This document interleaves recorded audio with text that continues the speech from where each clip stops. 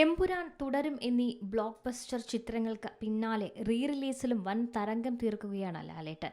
June 6-നായിരുന്നു ഏവരും കാത്തിരുന്ന ഛോട്ടാ മുംബൈയുടെ റീ റിലീസ്. 10 മണിക്ക് നടന്ന ആദ്യ ഷോ മുതൽ തന്നെ കാര്യങ്ങളെല്ലാം മറഞ്ഞു.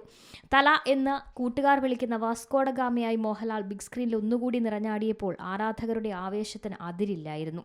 തിയേറ്ററുകളിൽ നിന്നുമുള്ള ആഘോഷങ്ങളുടെ വീഡിയോകളെല്ലാം സോഷ്യൽ മീഡിയയിൽ തരംഗമായി മാറുകയും ചെയ്തു. റീ റിലീസ് ചെയ്ത 5 ദിവസം പിന്നിടുമ്പോൾ മോഹൻലാൽ ചിത്രം നേടിയ കളക്ഷൻ റിപ്പോർട്ടുകൾ പുറത്തുവരികയാണ്.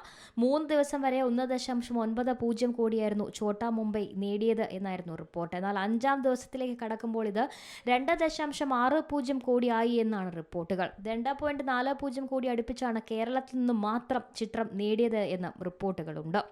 2007-ൽ അൻവർ റഷീദിന്റെ സംവിധാനത്തിൽ റിലീസ് ചെയ്ത ചിത്രമായിരുന്നു ഛോട്ടാ മുംബൈ. ബെന്നി പി നായരമ്പലത്തിൻ്റെതായിരുന്നു രചന.